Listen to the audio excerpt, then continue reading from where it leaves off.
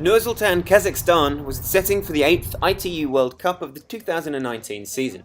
The Kazakh capital, formerly known as Astana, having been renamed in March in honour of the outgoing president. Local water quality issues on the swim course forced officials to switch the format to a duathlon, meaning an initial 5 kilometres on foot would then be followed by the 40-kilometre bike and a final 10-kilometre run.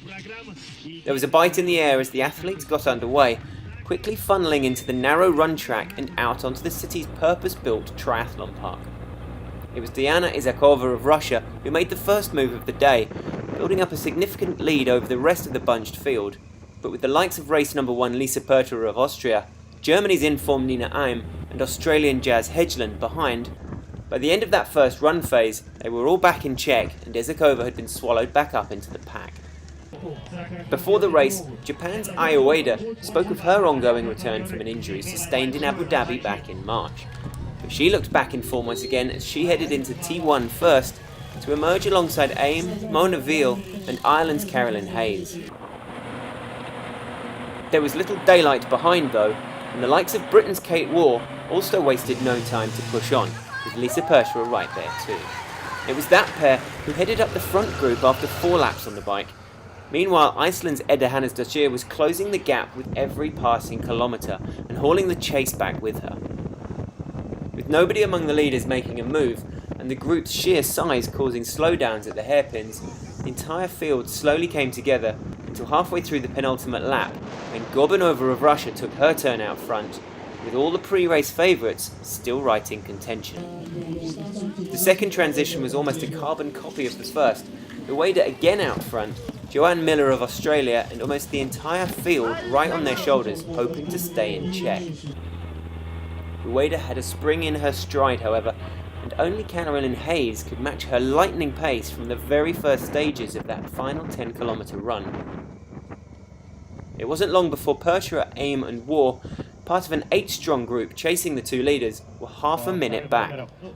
Aim and Pertler had both found World Cup podium success recently, while Waugh had been struggling for form. But after another series of small kicks had taken her onwards, Ueda finally shook off Hayes and opened up a 10-second gap on her nearest rival.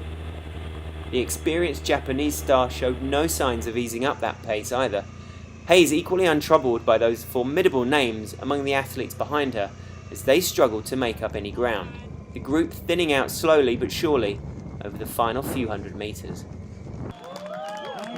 That left Ueda to enjoy her moment and one final pass down the blue carpet with victory in the bag. Another signature beaming grin as she took the tape. An equally delighted Carolyn Hayes was also in total control as she earned her first World Cup podium, a feat shared by Britain's Kate Waugh, the youngest woman in the field, who successfully pulled away from her more experienced counterparts to deliver a fine bronze.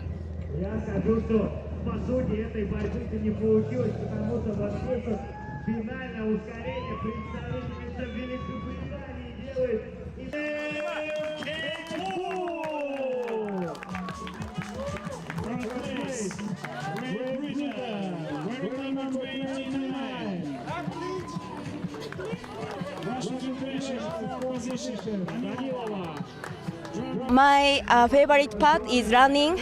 Today change the duathlon. I try very good situation, but I need a swim challenge.